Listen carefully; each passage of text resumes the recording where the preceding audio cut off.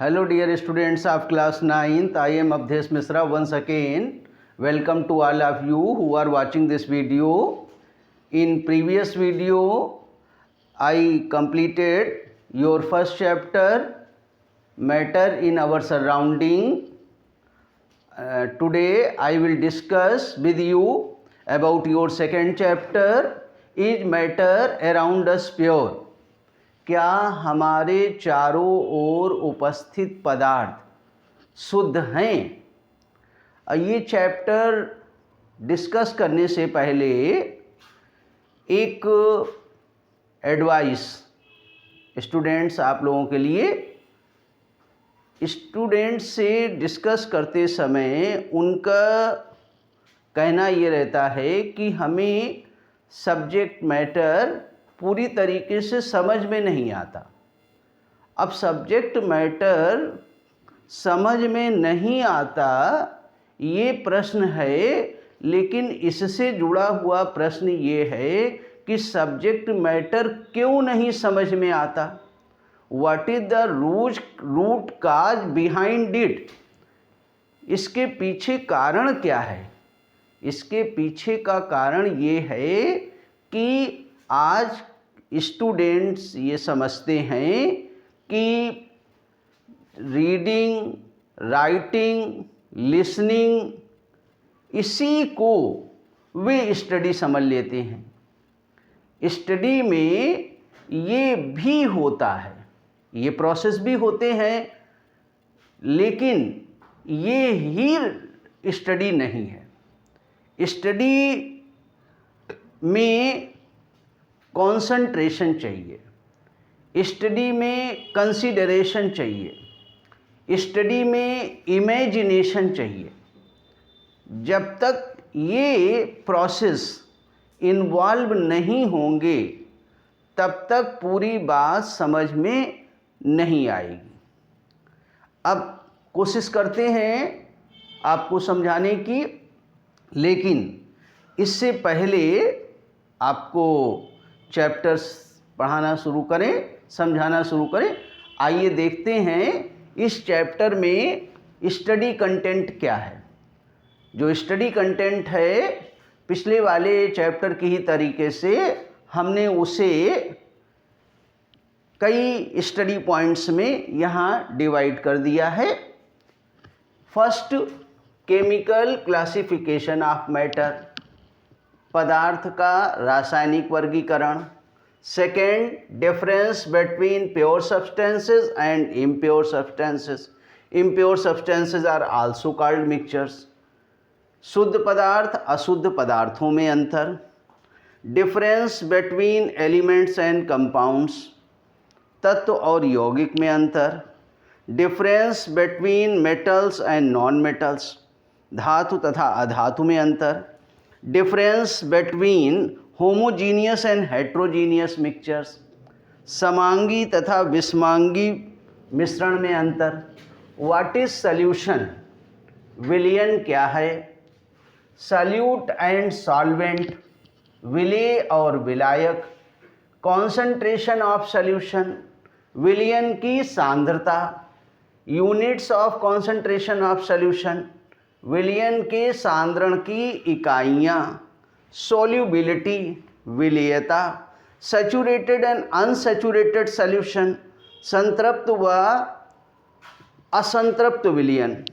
Classified of the solution on the basis of solute particle size, विलेय के कणों के आकार के आधार पर विलयनों का वर्गीकरण। तो ये 12 स्टडी पॉइंट्स हैं और इनको हम लोगों को अच्छी तरीके से समझना है। इस सेशन के लिए वैसे एक स्टडी पॉइंट इसमें और भी है आपका, separation of solute from solution. तो उसमें डिफरेंट टाइप के मेथड्स हैं, लेकिन इस सेशन के लिए, करेंट सेशन के लिए उसको चैप्टर से हटा दिया गया है, तो इसलिए उसके स्टडी पॉइंट्स यहाँ पे हमने नहीं लिखे हुए हैं।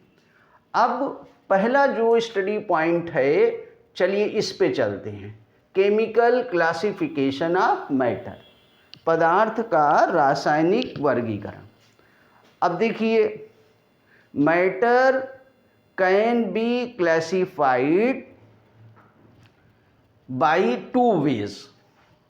First, on the basis of their physical properties. Physical properties means arrangement of particles, interparticle space, interparticle attraction, movement of particles, kinetic energy, shape of the matter, volume of the matter, compressibility, rigidity, viscosity, density, surface tension. These all properties are called physical properties. And on the other hand, matter can be also classified on the basis of their chemical property. अब chemical property means nature of particles, molecular formula of the particle, chemical composition of the matter. These properties are considered chemical properties. तो physical properties के basis पे matter is classified into three categories, solid, liquid and gas. These are also called states of matter. और इनके बारे में हम लोग पिछले चैप्टर में समझ चुके हैं और जान चुके हैं. अब यहाँ पे हम लोगों को केमिकल क्लासिफिकेशन ऑफ मैटर के बारे में समझना और जानना है. यानी जो मैटर है आपको ऑलरेडी पता हुआ है, और इस बात को केमिस्ट्री में हमेशा ध्यान में रखना है कि matter is consist of very very smallest particle and these particles are generally called molecules. Molecule के बारे में आपको बताया था कि molecule is a smallest particle of matter which exist in free state and retain all the properties of that matter. तो जो molecule है, मैटर में जो पार्टिकल्स हैं यानी जो मॉलिक्यूल्स हैं, उन मॉलिक्यूल्स का नेचर क्या है. क्या मैटर में जितने पार्टिकल्स हैं, जितने मॉलिक्यूल्स हैं, वो सब केमिकली उनका नेचर एक जैसा है या उनका केमिकल नेचर डिफरेंट है. इस बेसिस पे यहाँ पे क्लासिफिकेशन करना है. पहले जो हम लोगों ने क्लासिफिकेशन किया था फिजिकल प्रॉपर्टीज पे, उसमें हम लोगों ने मैटर के कॉन्स्टिट्यूएंट्स जो हैं मॉलिक्यूल्स, उनका केमिकल नेचर नहीं देखा था, उनका अरेंजमेंट देखा था.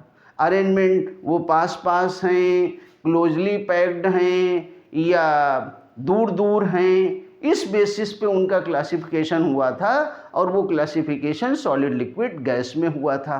तो अब इसको केमिकल क्लासिफिकेशन ऑफ मैटर को इस बेसिस पे मैटर कितने कितने कैटेगरी में क्लासिफाई किया जा सकता है, इसको आइए फ्लो चार्ट के माध्यम से समझते हैं. अब ये फ्लो चार्ट यहाँ पे देखिए, matter can be classified on the basis of chemical properties into two categories, pure substances and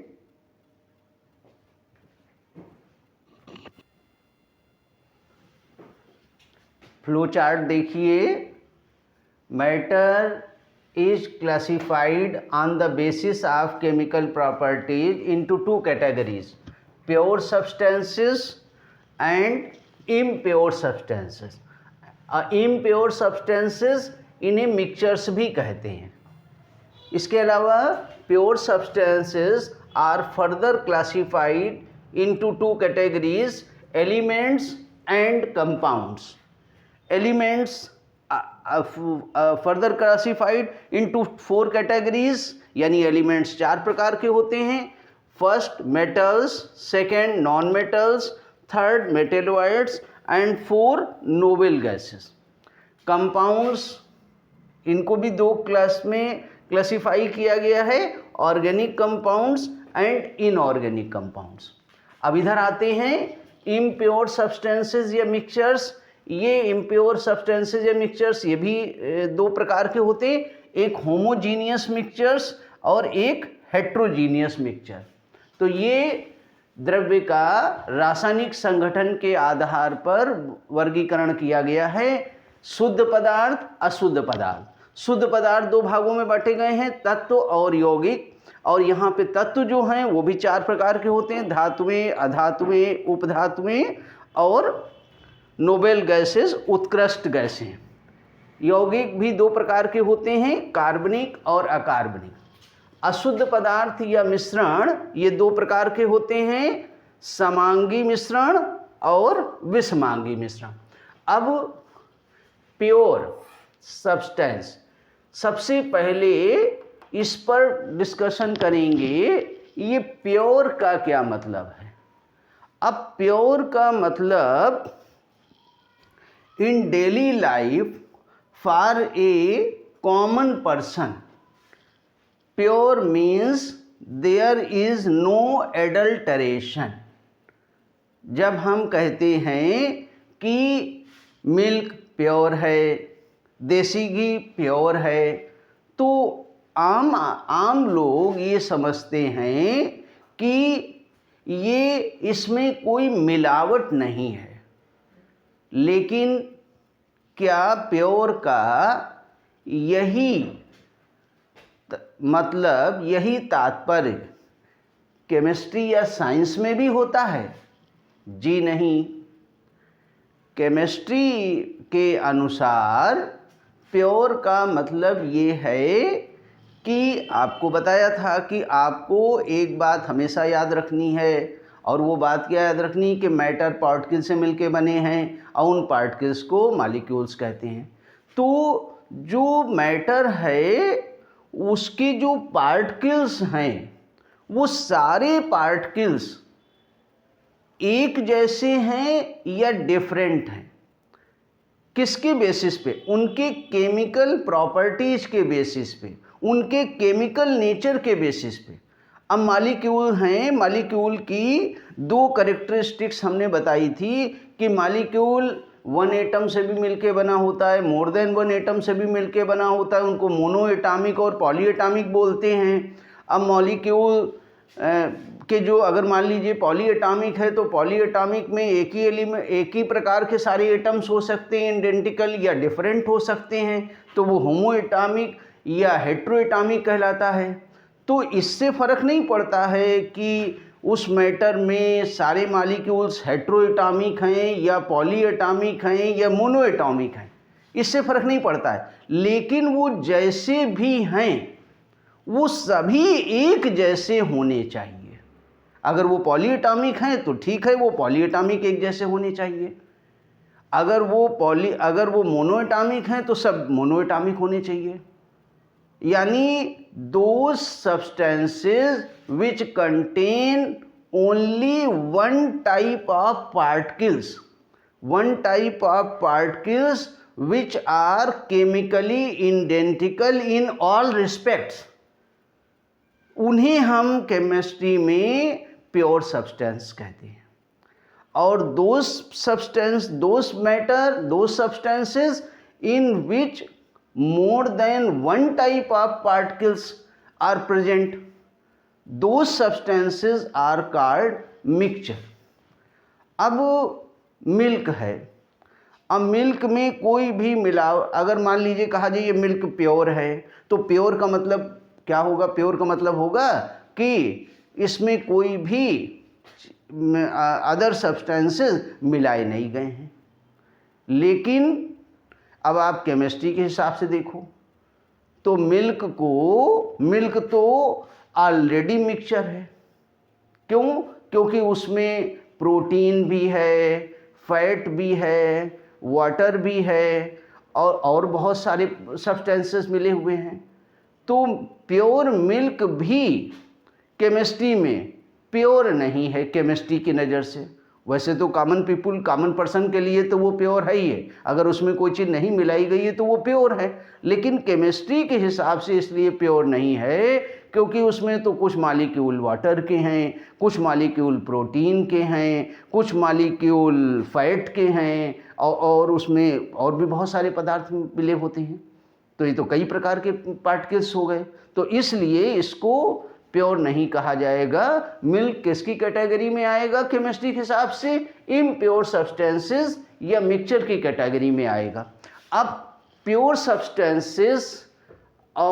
substances भी जो हैं उनको भी दो कैटेगरी में बांटा गया है, एलिमेंट्स एंड कंपाउंड्स।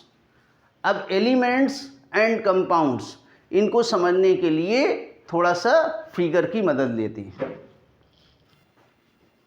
अब pure substance and impure substance, यहाँ पे इनके पार्टिकल्स को हम देखेंगे। अब pure substance, hydrogen pure substance है, वाटर प्योर सब्सटेंस है। अब क्यों प्योर सब्सटेंस है? आपको हमने बताया था कि pure substance contain all the particles which are identical. उन मॉलिक्यूलर फार्मूला उन सब का बिल्कुल सेम होगा, जितने भी पार्टिकल्स उसमें होंगे।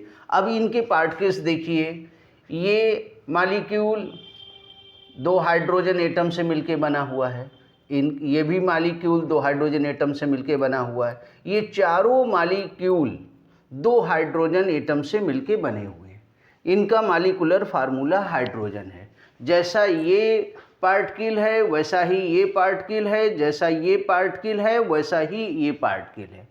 तो इस मैटर में सारे पार्टिकल्स वन टाइप के हैं। It contain only one type of particles, तो ये प्योर हो गया।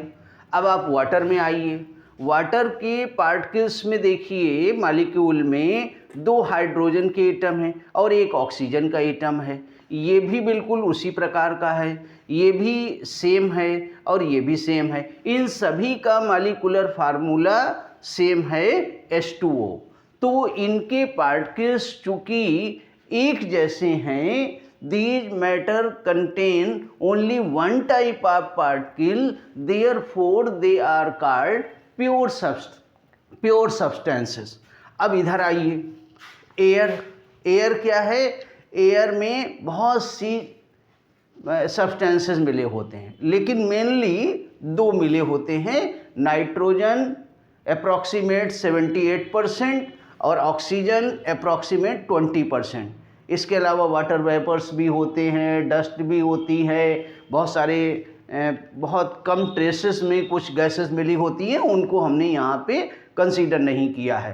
तो अब इनके क्या पार्टिकल्स सब एक जैसे हैं, वन टाइप के हैं। जैसा ये नाइट्रोजन का पार्टिकल आपको दिख रहा है, क्या उसी प्रकार का ये ऑक्सीजन दिख रहा है? नाइट्रोजन के पार्टिकल में अगर मॉलिक्यूल की बेसिस पे बात की जाए तो इसमें दो नाइट्रोजन के एटम हैं, जबकि ऑक्सीजन में तो दो नाइट्रोजन के एटम नहीं है, इसमें दो ऑक्सीजन के एटम हैं। तो ये पार्टिकल अलग हो गया और ये पार्टिकल अलग हो गया। इसी प्रकार से ब्रास, पीतल में देखिए, पीतल में क्या आपको सारे पार्टिकल्स एक जैसे नज़र आ रहे हैं? बिल्कुल नहीं नज़र आ रहे हैं। ये देखिए, ये कॉपर के पार्ट एटम्स हैं और ये जिंक के एटम हैं। तो ये एयर एंड ब्रॉस, इनको हम इम्प्योर सब्सटेंस कहेंगे या मिक्सचर कहेंगे। क्यों? क्योंकि इनके पार्टिकल्स वन टाइप के नहीं हैं। These substances contain particles more than one type, therefore these substances are considered impure substances and impure substances are also called mixtures। तो वन टाइप के सारे पार्टिकल्स मिलें, सारे पार्टिकल एक जैसे हों तो प्योर सब्सटेंस, सारे पार्टिकल डिफरेंट हों तो impure substance. Difference between elements and compounds. Elements and compounds, both are pure substances, both contain only one type of particles, but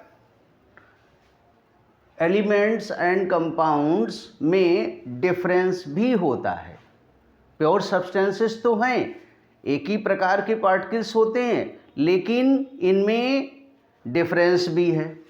अब पहले तो हमने कहा था आपसे कि इस बात को हमेशा याद रखना, केमिस्ट्री के टॉपिक में, केमिस्ट्री के चैप्टर में, कि matter is consist of very very smallest particle which is called molecules, generally called molecules.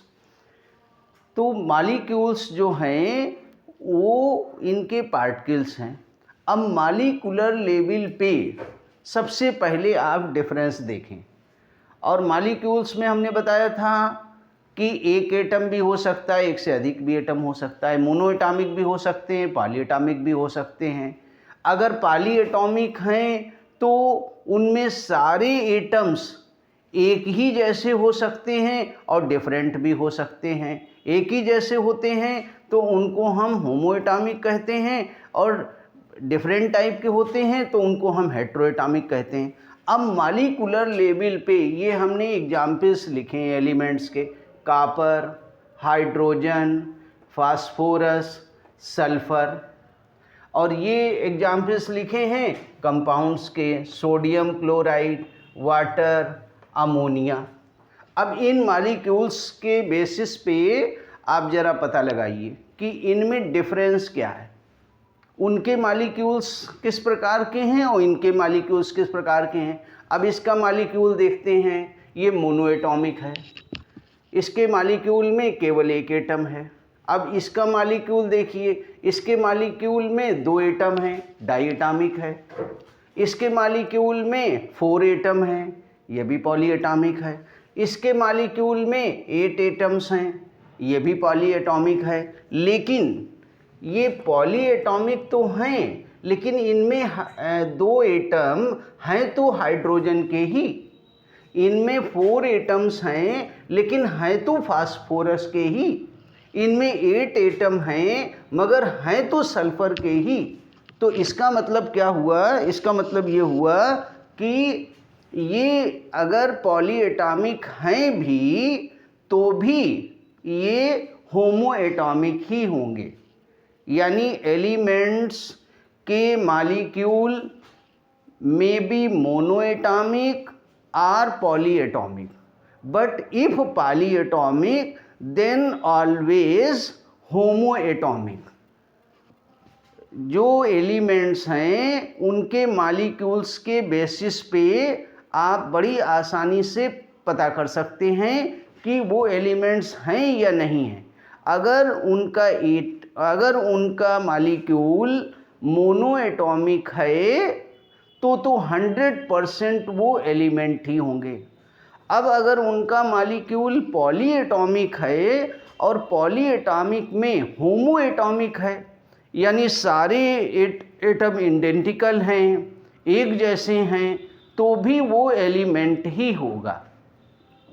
अब इधर कंपाउंड्स में आइए कि मॉलिक्यूल्स के लेवल पे हम कैसे उसको पता आइडेंटिफाई कर सकते हैं कि वो मॉलिक्यूल के कंपाउंड्स के हैं या मॉलिक्यूल्स एलिमेंट्स के हैं। अब इनका मॉलिक्यूल आप देखिए, इसमें एक सोडियम का एटम है, एक क्लोरीन का एटम है, तो ये पॉली एटॉमिक हो गया। अब इसी प्रकार से इनका मॉलिक्यूल देखिए, इनमें 2 हाइड्रोजन के एटम हैं और एक ऑक्सीजन का एटम है, तो ये भी पॉली एटॉमिक हो गया। अब इसमें आप देखिए एक नाइट्रोजन का एटम है और 3 हाइड्रोजन के एटम्स हैं, तो ये भी पॉली एटॉमिक हो गया। तो क्या कंक्लूजन निकला? कंक्लूजन ये निकला कि कंपाउंड का मॉलिक्यूल कभी भी मोनो एटॉमिक नहीं हो सकता, नेवर मोनो एटॉमिक मॉलिक्यूल। जब भी होगा पॉली एटॉमिक मॉलिक्यूल ही होगा, और पॉली एटॉमिक मॉलिक्यूल्स में भी कभी भी होमो एटॉमिक नहीं होगा, ऑलवेज हेटेरो एटॉमिक होगा। तो मॉलिक्यूल्स को देख के बड़ी आसानी से पता लगाया जा सकता है कि कंपाउंड सब्सटेंस जो है वो एलिमेंट है या कंपाउंड है। अगर मॉलिक्यूल मोनोएटॉमिक है तो ऑलवेज एलिमेंट होगा, अगर मॉलिक्यूल पॉलीएटॉमिक है और होमोएटॉमिक है तो भी वो एलिमेंट होगा, अगर मॉलिक्यूल पॉलीएटॉमिक है और हेट्रोएटॉमिक है तो वो ऑलवेज कंपाउंड ही होगा। यद्यपि दोनों ही सब्सटेंसेस जो हैं वो प्योर सब्सटेंसेस हैं। अब आते हैं ब्रोकन डाउन, क्या इनको तोड़ा जा सकता है? तो एलिमेंट्स सिंपलेस्ट प्योर सब्सटेंस, अब जो खुद ही सिंपलेस्ट हैं उनको कैसे ब्रेक डाउन किया जा सकता है? तो elements can not be break down further into simpler substances and also can not be formed by into simpler substances. यानी एलिमेंट्स यानी तत्व ना तो उससे सरल पदार्थों में तोड़े जा सकते हैं और ना ही उससे सरल पदार्थों से बनाए जा सकते हैं। क्यों? क्योंकि वो खुद ही सिंपलेस्ट हैं। अब तक 118 एलिमेंट्स को डिस्कवर किया जा चुका है और जो 118 एलिमेंट्स हैं उनको बाकायदा एक जगह, जैसे अल्फ़ाबेट में सारे 26 लेटर बिल्कुल सीरियल से रखे गए हैं, वैसे ही 118 एलिमेंट्स जो हैं वो एक जगह टेबल में रख दिए गए हैं, बिल्कुल उनको सिस्टमेटिक ढंग से एटॉमिक नंबर के इंक्रीजिंग ऑर्डर में, और उसको हम पीरियोडिक टेबल या आवर्त सारणी कहते हैं। पीरियोडिक टेबल में अब आप सभी 118 एलिमेंट्स को देख सकते हैं। अब यहाँ पे कंपाउंड्स पे आइए। कंपाउंड्स जो हैं वो कब बनते हैं? Compounds are formed when two or more than two elements combined chemically in a fixed ratio. ध्यान दीजिएगा, यानी कंपाउंड यानी यौगिक तब बनते हैं जब दो या दो से अधिक तत्व एक निश्चित अनुपात में क्रिया करते हैं।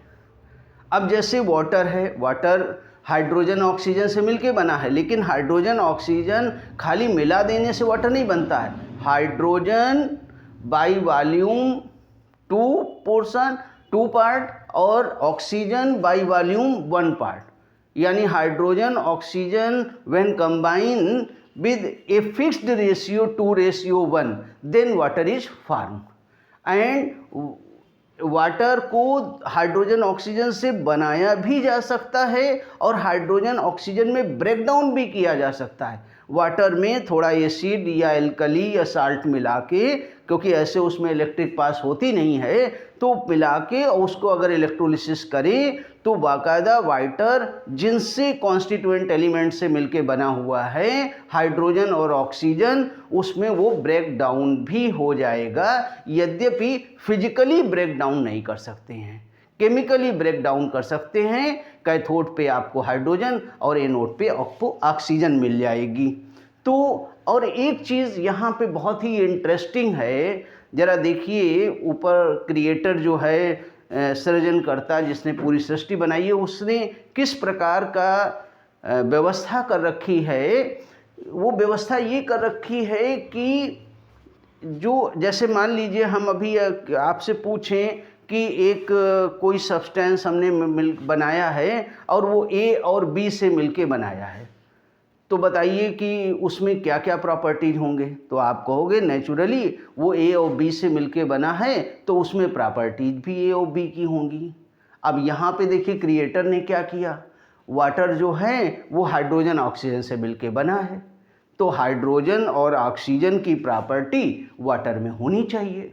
लेकिन हाइड्रोजन हाईली इन्फ्लेमेबल गैस है, बहुत प्रज्वलनशील है, बहुत तेज़ी से जलती है, और ऑक्सीजन सपोर्ट करती है। अब वाटर क्या करता है?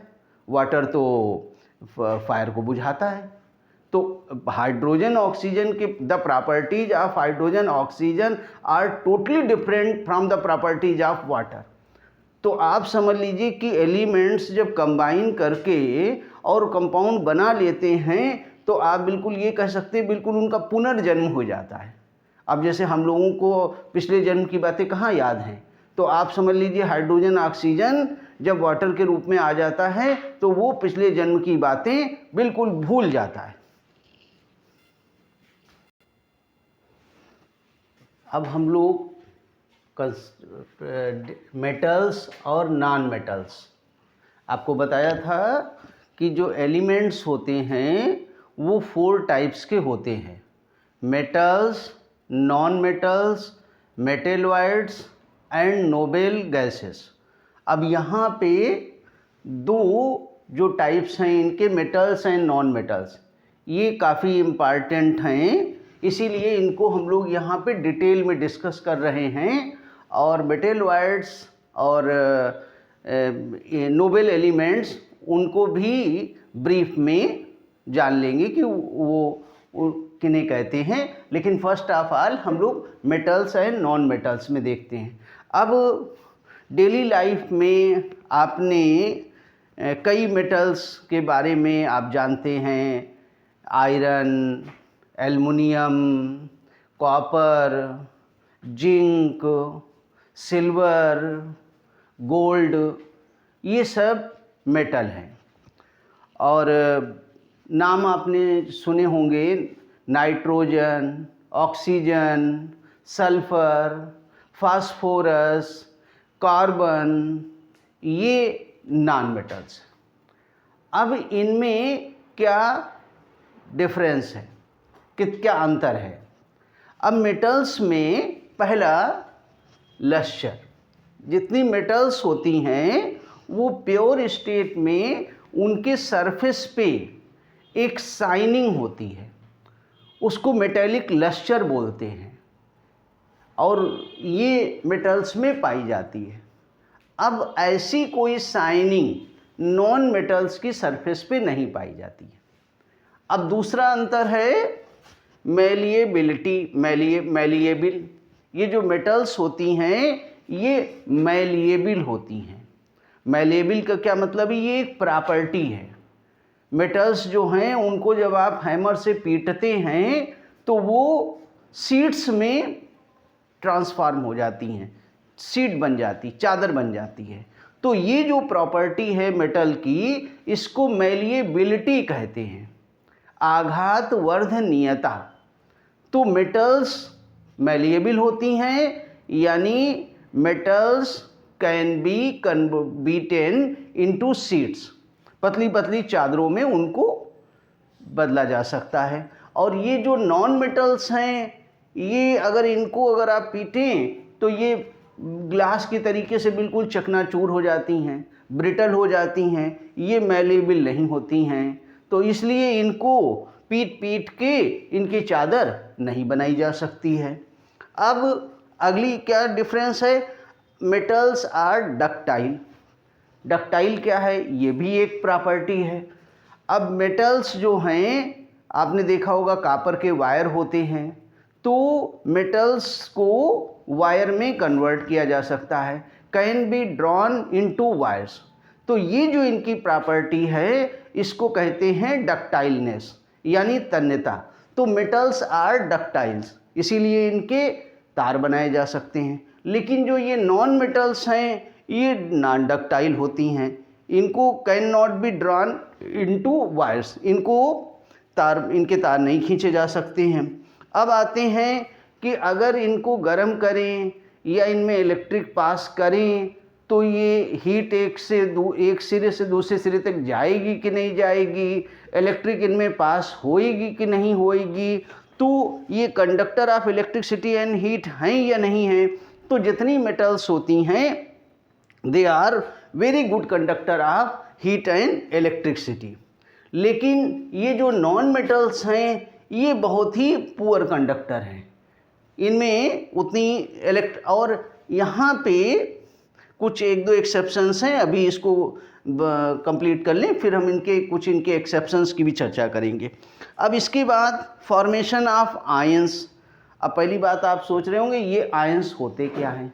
देखिए पिछले वाले चैप्टर को जरा रिमाइंड करिए।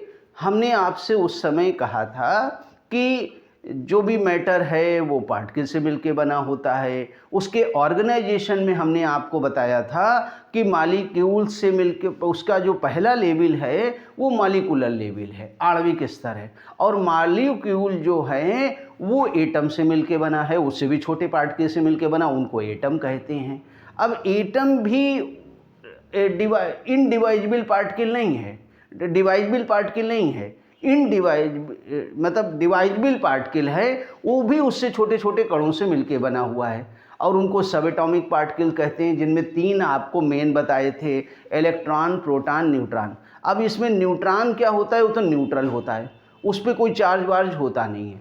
अब इलेक्ट्रॉन और प्रोटॉन पे चार्ज होता है, तो इलेक्ट्रॉन पे पर यूनिट निगेटिव चार्ज होता है, अब प्रोटॉन पे पर यूनिट पॉजिटिव चार्ज होता है।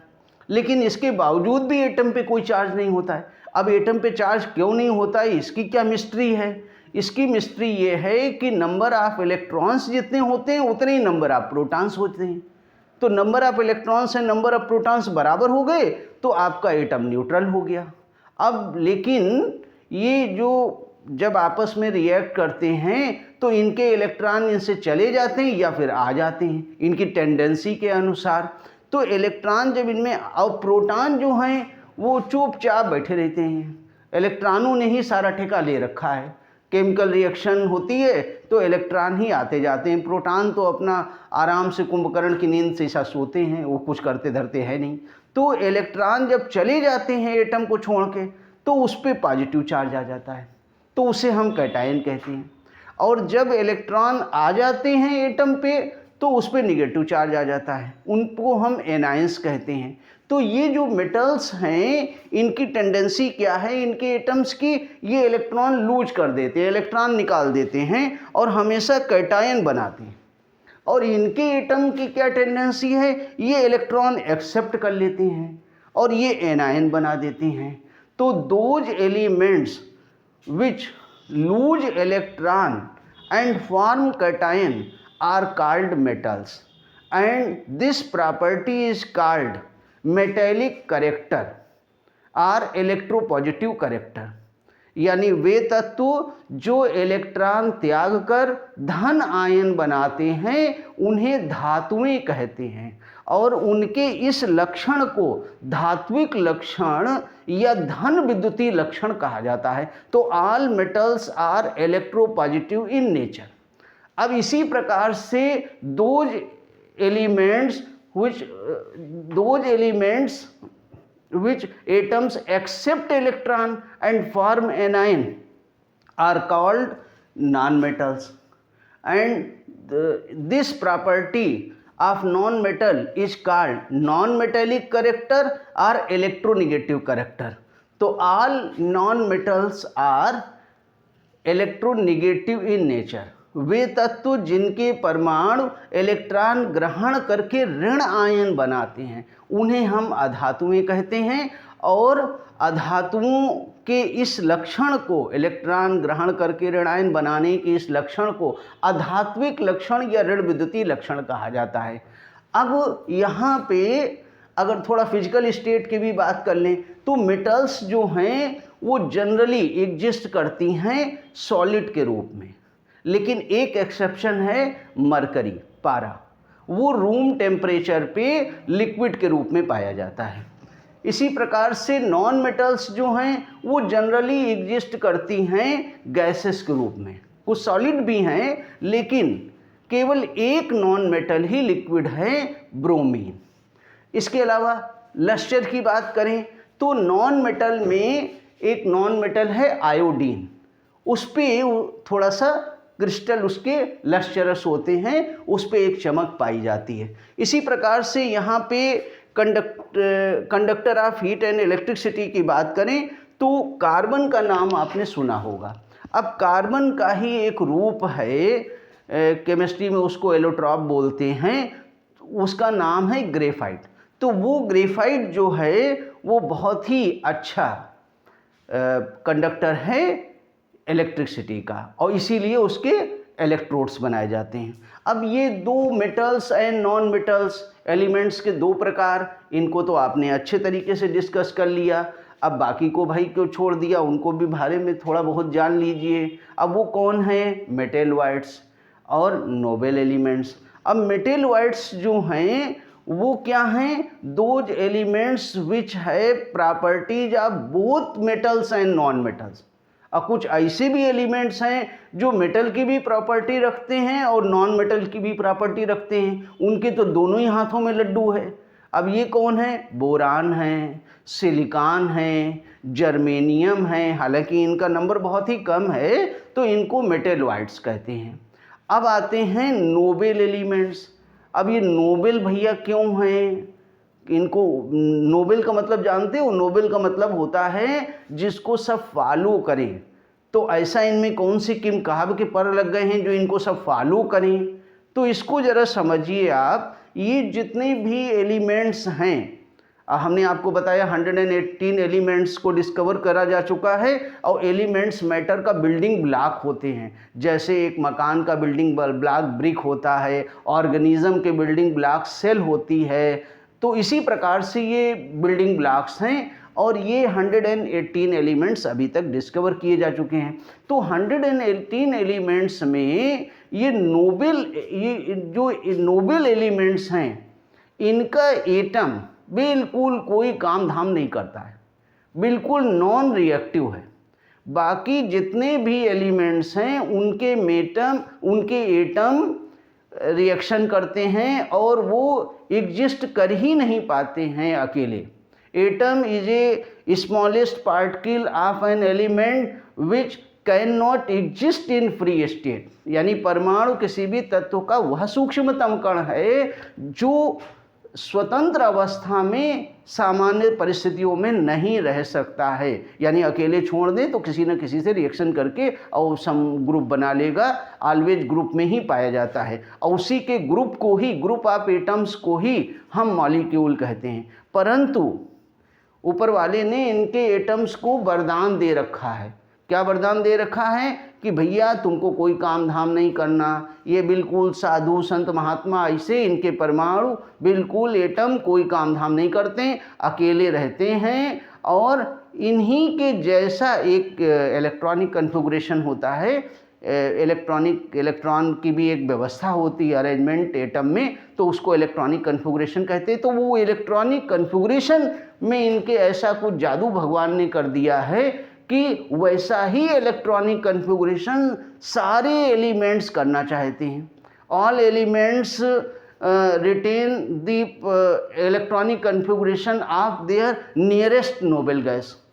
तो ये काम धाम करते नहीं हैं, बिल्कुल इनर्ट रहते हैं, इन्हीं के जैसा इलेक्ट्रॉनिक कन्फिगरेशन सब करना चाहते हैं। इसीलिए भाई इनको नोबल एलिमेंट्स कहा जाता है। हालांकि इनका नंबर केवल 6 है, helium, neon, argon, krypton, xenon and radon.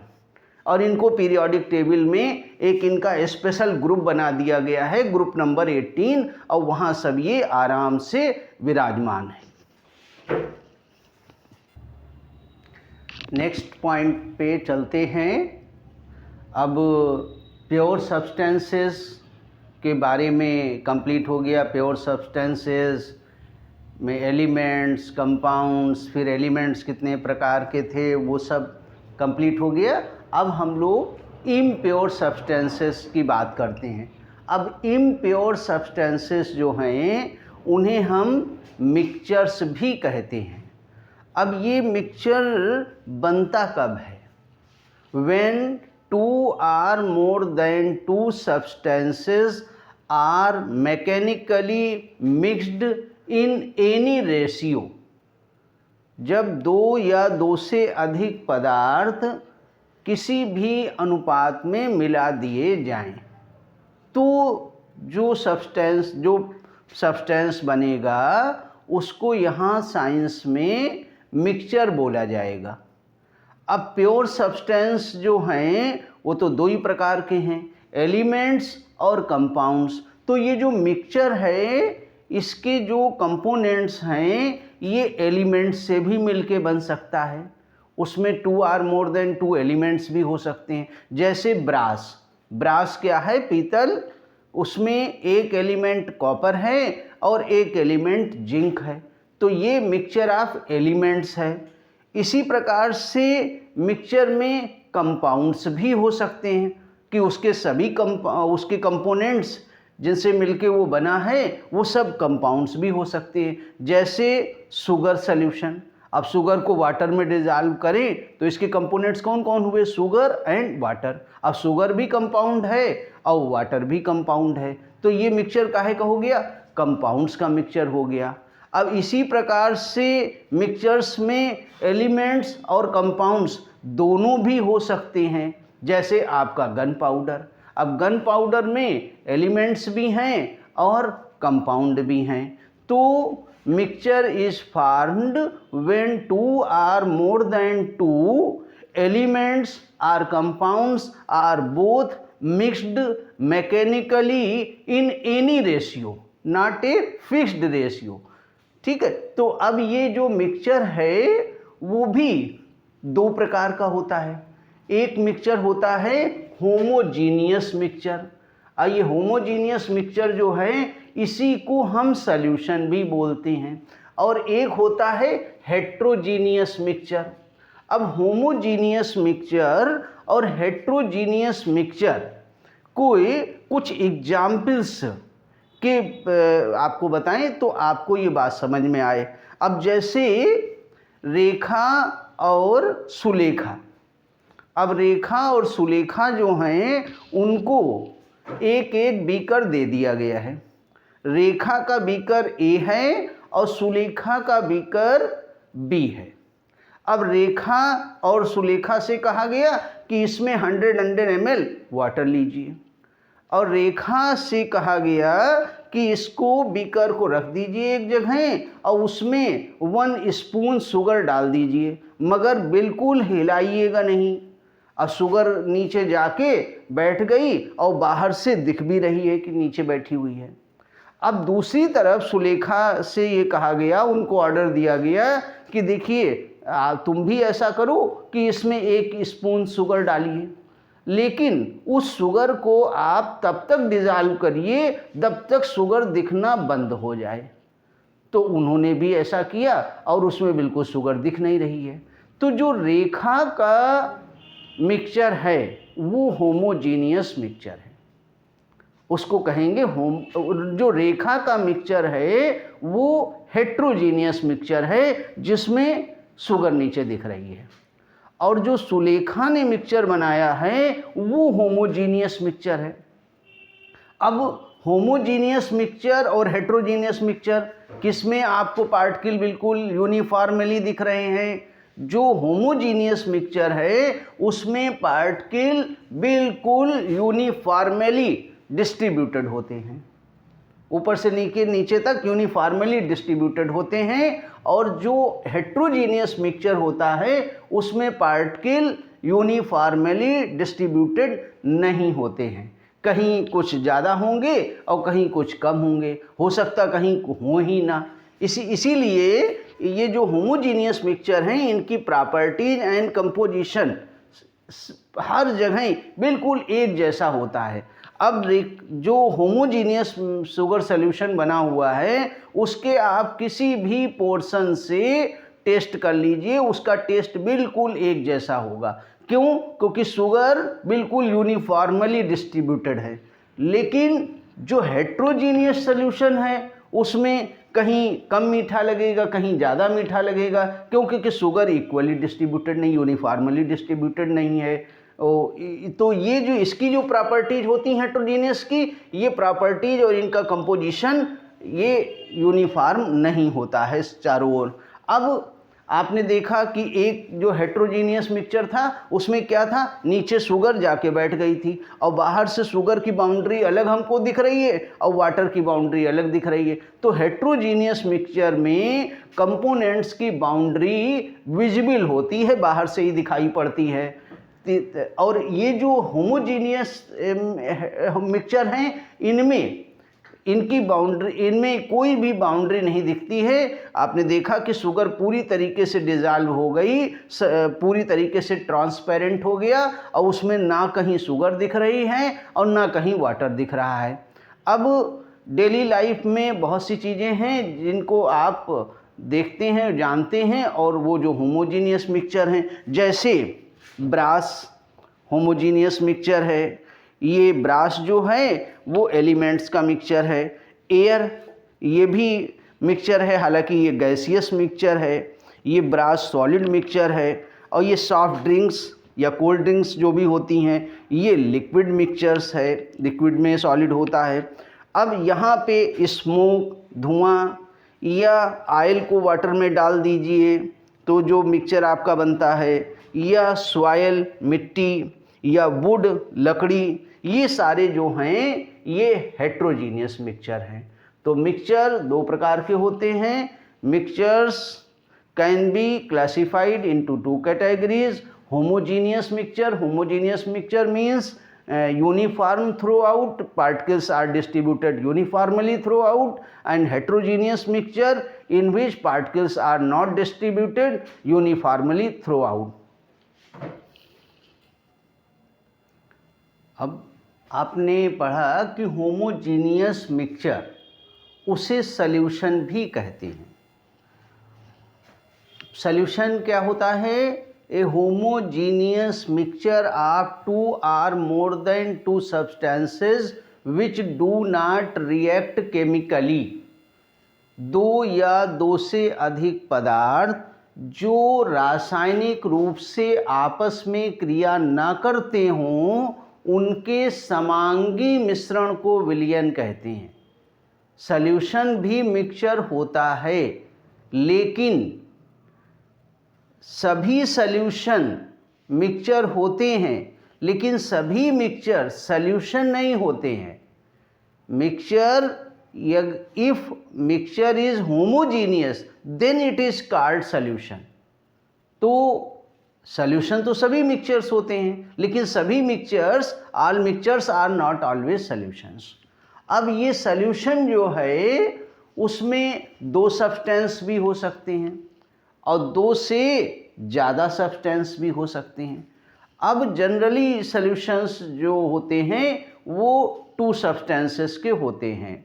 जैसे शुगर को पानी में डिज़ाल्व करके आप होमोजीनियस मिक्सचर बना लें तो शुगर सॉल्यूशन हो गया। कॉमन साल्ट को वाटर में डिज़ाल्व कर लें तो आपका कॉमन साल्ट का सॉल्यूशन हो गया। अब ये जो सॉल्यूशंस हैं इसमें दो सब्सटेंसेस हैं, तो दो सब्सटेंसेस वाला सॉल्यूशन बाइनरी सॉल्यूशन कहलाता है। अब बाइनरी जो सॉल्यूशंस होते हैं वैसे तीन अगर कंपोनेंट्स हो गए तो ट्राइनरी हो गया। तो जनरली सॉल्यूशंस बाइनरी ही होते हैं, और बाइनरी सॉल्यूशंस में आपने देखा दो सब्सटेंस मिले हुए हैं। अब दो सब्सटेंसेस में जैसे आपने शुगर को वाटर में डिज़ाल्व किया और शुगर का सॉल्यूशन बन गया, तो इसमें कौन सा सब्सटेंस लार्जर क्वांटिटी में है और कौन सा यानी कंपोनेंट स्मॉलर लेस क्वांटिटी में है। तो लार्जर क्वांटिटी में जो कंपोनेंट्स होता है सॉल्यूशन का उसको हम बोलते हैं सॉल्वेंट। ये हमेशा अधिक अनुपात में होता है, और जो सॉल्यूट होता है वो लेसर अमाउंट में होता है। तो binary solution equal to solute plus solvent. Sugar solution में शुगर सॉल्यूट हो जाएगी, वाटर सॉल्वेंट हो जाएगा। कॉमन साल्ट सॉल्यूशन में कॉमन साल्ट सॉल्यूट हो जाएगा, वाटर सॉल्वेंट हो जाएगा। अब आते हैं कॉन्सेंट्रेशन ऑफ द सॉल्यूशन। अब ये कॉन्सेंट्रेशन ऑफ द सॉल्यूशन क्या है? आपने वाटर में शुगर को डिज़ाल्व किया, तब जाके सॉल्यूशन बना। अब उस सॉल्यूशन में शुगर सॉल्यूट है, तो शुगर का अमाउंट सॉल्यूशन में प्रेजेंट है। The amount of solute present in A given amount of solution. इसको जब हम बताते हैं तो इसे कहते हैं कॉन्सेंट्रेशन ऑफ सॉल्यूशन।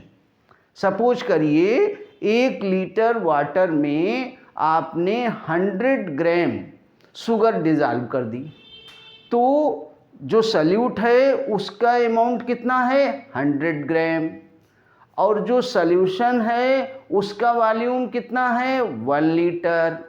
अब आपने बताया 100 ग्राम इन 1 लीटर, तो ये इसको कहेंगे कॉन्सेंट्रेशन ऑफ द सॉल्यूशन, विलयन की सांद्रता।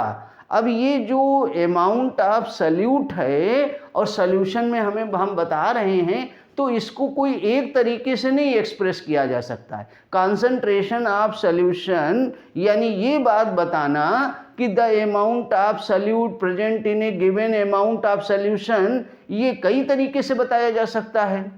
तो concentration of solution can be expressed in many वे, और ये जो डिफरेंट टाइप से कई तरीके से हम बताते हैं उसको हम बोलते हैं यूनिट्स ऑफ कॉन्सेंट्रेशन। अब यूनिट्स ऑफ कॉन्सेंट्रेशन कई प्रकार की होती हैं, लेकिन 9th लेवल पे ये केवल 1-2 प्रकार की हैं यहाँ पे, 1 ग्राम पर लीटर में और 1 परसेंटेज में। अब ग्राम पर लीटर जो है वो डेली लाइफ में चलती है।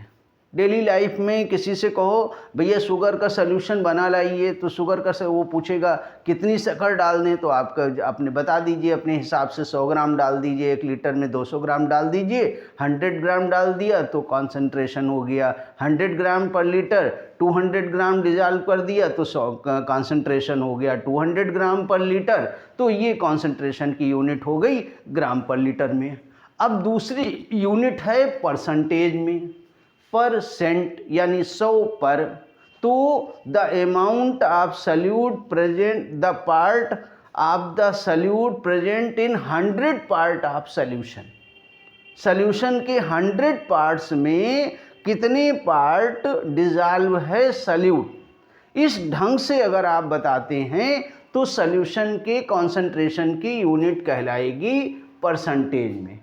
अब परसेंटेज में जो यूनिट कहलाएगी उसमें सॉल्यूट और सॉल्वेंट, तो सॉल्यूट और सॉल्यूशन, तो सॉल्यूट और सॉल्यूशन को हमें एक्सप्रेस करना है सॉल्यूट एंड सॉल्यूशन। सॉल्यूशन में कितना सॉल्यूट है वो हमें बताना है। अब सॉल्यूट की जो अमाउंट है उस अमाउंट को हम ग्राम में बता सकते हैं, उसका वेट ग्राम में बता सकते हैं, और सॉल्यूशन का भी वेट हम ग्राम में बता सकते हैं। तो अगर हम परसेंटेज में सॉल्यूट और सॉल्यूशन दोनों का ही वेट ग्राम में बताते हैं तो हम इसे कहेंगे मास परसेंटेज। अब मास परसेंटेज का मतलब ये हो गया, मान लीजिए 10 ग्राम सॉल्यूट अवेलेबल है 100 ग्राम सॉल्यूशन, तो इसका मास परसेंटेज हो गया 10%। इसी प्रकार से अगर 20% W/W लिखा हुआ है किसी सॉल्यूशन पे, तो उसका मतलब हुआ कि 20 ग्राम सॉल्यूट प्रेजेंट है इन 100 ग्राम ऑफ सॉल्यूशन, यानी 20 को 100 से माइनस कर दें तो 80 ग्राम सॉल्वेंट है और 20 ग्राम सॉल्यूट है। अब इसी प्रकार से सॉल्यूट के अमाउंट को हम वेट में बताएं, वॉल्यूम में बताएं, और सॉल्यूशन के अमाउंट को भी हम वॉल्यूम में बताएं। अब जनरली होता क्या है, जनरली जब लिक्विड का लिक्विड में मिक्सचर होता है, जैसे अल्कोहल वाटर का मिक्सचर है, तो उस केसेस में ये कन्वीनियंट रहता है कि हम दोनों के वॉल्यूम को बता दें। अब ये सॉल्यूट के अमाउंट को भी हम वॉल्यूम में बता रहे हैं, सॉल्यूशन के भी अमाउंट को हम वॉल्यूम में बता रहे हैं, तो इसको कहेंगे मास परसेंटेज को, ये जो परसेंटेज हो गया ये वॉल्यूम परसेंटेज हो गया। V/V मान लीजिए 20 ml एल्कोहल अवेलेबल है 100 ml सॉल्यूशन में, तो इसका परसेंटेज में वॉल्यूम हुआ, परसेंटेज इसका हुआ वॉल्यूम परसेंटेज 20%।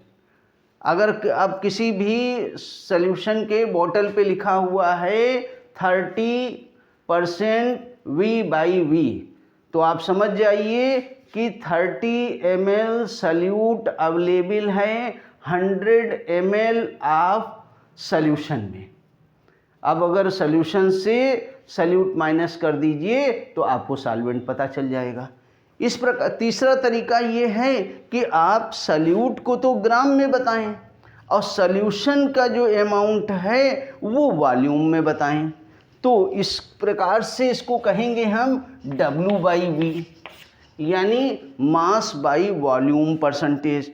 अब मान लीजिए 5% यूरिया सॉल्यूशन कहीं लिखा हुआ है, 5% यूरिया सॉल्यूशन, तो 5% यूरिया सॉल्यूशन का मतलब ये हुआ कि 5 ग्राम यूरिया अवेलेबल है 100 ml ऑफ सॉल्यूशन में। तो परसेंटेज को हम अपने कन्वीनियंस के आधार पे मास परसेंटेज, वॉल्यूम परसेंटेज और मास बाई वॉल्यूम परसेंटेज में एक्सप्रेस कर सकते हैं। अब नेक्स्ट स्टडी पॉइंट पे आते हैं, सॉल्युबिलिटी। सॉल्युबिलिटी हिंदी में इसको विलेयता कहते हैं। अब जरा एक यहाँ पे एक्सपेरिमेंट करते हैं। ये हमने 1 लीटर वाटर ले लिया है और इस वाटर में शुगर रूम टेम्परेचर पर डिज़ॉल्व करते हैं। तो क्या जितनी शुगर हम चाहें उतनी सब की सब इसमें डिज़ॉल्व हो जाएगी? आपका प्रश्न का उत्तर होगा जी नहीं। एक ऐसी सिचुएशन आएगी जब इस टेम्परेचर पर शुगर डिज़ॉल्व होना बंद हो जाएगी और शुगर जाके नीचे बैठना शुरू हो जाएगी। तो इसका मतलब ये हुआ कि एक डेफिनिट टेम्परेचर पे किसी भी सॉल्यूशन में एक सर्टेन अमाउंट है सल्यूट का, उतना ही डिज़ॉल्व किया जा सकता है। अब अगर सॉल्यूशन ऐसा बनता है जिस सॉल्यूशन में हम उससे ज़्यादा सल्यूट नहीं डिज़ॉल्व कर सकते हैं, अगर उससे ज़्यादा सल्यूट डिज़ॉल्व करते हैं तो वो नीचे सेटल डाउन होना शुरू हो जाता है। यानी a solution in which more than solute can not be dissolve, ऐसे सॉल्यूशन को हम सैचुरेटेड सॉल्यूशन बोलते हैं। अब सैचुरेटेड सॉल्यूशन मान लीजिए कि रूम टेम्परेचर पे 1 लीटर में 20 ग्राम शुगर डिज़ॉल्व की जा सकती है या 100 ग्राम शुगर डिज़ॉल्व की जा सकती है। तो 100 ग्राम शुगर अगर डिज़ॉल्व है और उससे ज़्यादा उस टेम्परेचर पे नहीं डिज़ॉल्व की जा सकती है, तो इस सॉल्यूशन को हम बोलेंगे ये सैचुरेटेड सॉल्यूशन है। और अगर इससे कम है और डिज़ॉल्व की जा सकती है तो उसको हम अनसैचुरेटेड सॉल्यूशन बोलेंगे। और तो ये 2 प्रकार के सॉल्यूशन होते हैं, एक सॉल्यूशन जिसमें और सल्यूट को डिज़ॉल्व किया जा सकता है उनको हम बोलेंगे अनसैचुरेटेड सॉल्यूशन, और जिसमें और सल्यूट को डिज़ॉल्व नहीं किया जा सकता है, जितना डिज़ॉल्व अधिक से अधिक होना चाहिए उतना ऑलरेडी डिज़ॉल्व है, उसको हम कहेंगे सैचुरेटेड सॉल्यूशन। अब आते हैं सॉल्युबिलिटी पर। 100 ग्राम सॉल्वेंट, किसी भी प्रकार के सॉल्वेंट 100 ग्राम होना चाहिए। 100 ग्राम सॉल्वेंट को सैचुरेट करने के लिए दिए गए टेम्परेचर पे जितना सल्यूट रिक्वायर्ड होता है उसे हम कहते हैं उस सल्यूट की सॉल्युबिलिटी। 100 ग्राम सॉल्वेंट को सैचुरेट करने के लिए जितना अमाउंट सल्यूट का चाहिए उसे हम कहते हैं उसकी सॉल्युबिलिटी उस टेम्परेचर पे। अब हम लोग नेक्स्ट स्टडी पॉइंट पे प्रोसीड करते। Classification of solution on the basis of solute particle size. Solute और सॉल्वेंट को आप जान चुके हैं कि बाइनरी सॉल्यूशन में जो लार्जर अमाउंट में होता है उसको हम सॉल्वेंट बोलते हैं और जो लेसर अमाउंट में होता है उसको हम सॉल्यूट बोलते हैं। अब कुछ कंसिडरेशन करिए, कुछ विचार कीजिए कि एक सॉल्यूशन है वाटर में शुगर डिज़ाल्व की या यूरिया डिज़ाल्व किया या ग्लूकोज डिज़ाल्व किया, तो इनको डिज़ाल्व करने के बाद सॉल्यूशन बनता है। उसके सॉल्यूट के पार्टिकल हम लोगों को दिखाई नहीं पड़ते हैं। इस प्रकार का जो सॉल्यूशन है उस सॉल्यूशन को हम बोलते हैं ट्रू सॉल्यूशन। और इनके पार्टिकल का जो साइज होता है वो बिलो देन 1 नैनोमीटर, 1 नैनोमीटर से कम होता है। अब दूसरे टाइप के सॉल्यूशन हैं कोलाइड्स। कोलाइड्स में क्या है, पार्टिकल साइज इनसे बड़ा है। उसके कुछ एग्जाम्पल्स देखिए, जैसे toothpaste, milk, blood, smoke. Smoke क्या है, carbon in air. Dust, dust क्या है, पार्टिकल्स इन एयर।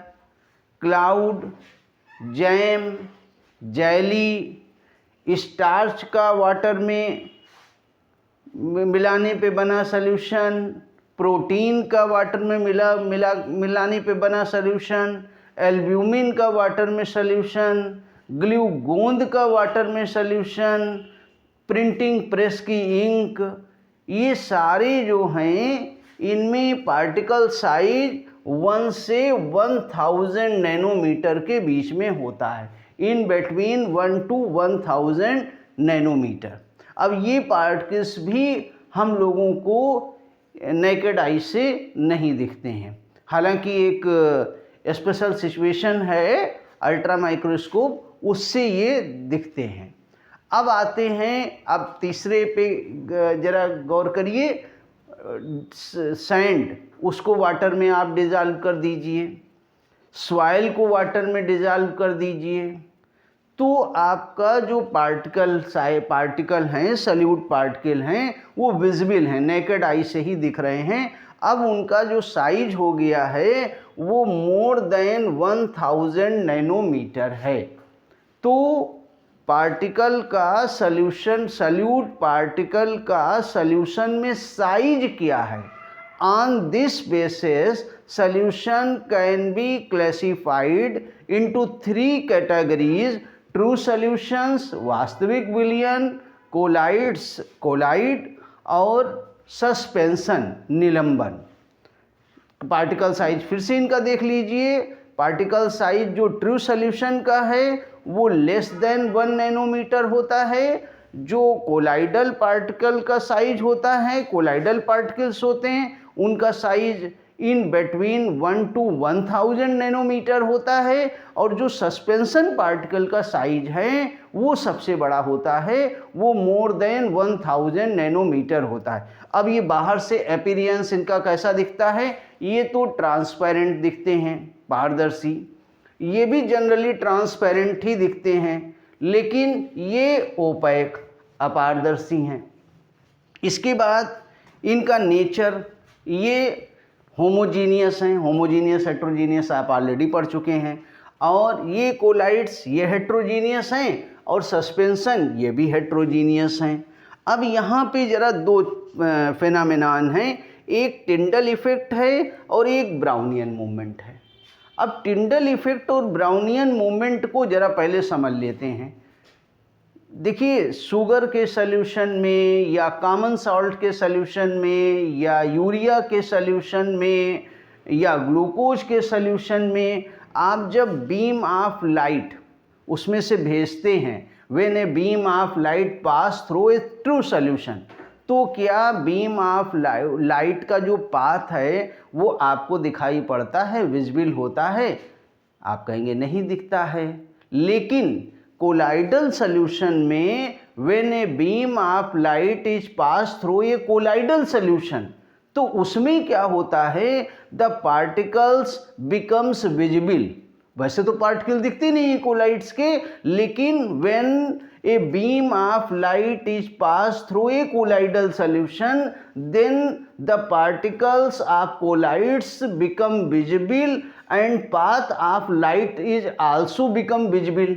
इसी फेनामेनान को टिंडल इफेक्ट कहते हैं। अब ये जो पार्टिकल्स उसमें विजिबल हैं, उस पर भी आपने ध्यान दिया होगा, वो पार्टिकल जिग जैग मैनर में इधर उधर मूवमेंट किया करते हैं। तो ये जो मूवमेंट है जिग जैग मैनर में पार्टिकल का, इसे कहते हैं ब्राउनियन मूवमेंट। अब आपने ध्यान दिया होगा कि एक बंद कमरे में एक छोटा सा रोशनदान है। अब उस रोशनदान से रोशनी आ रही है।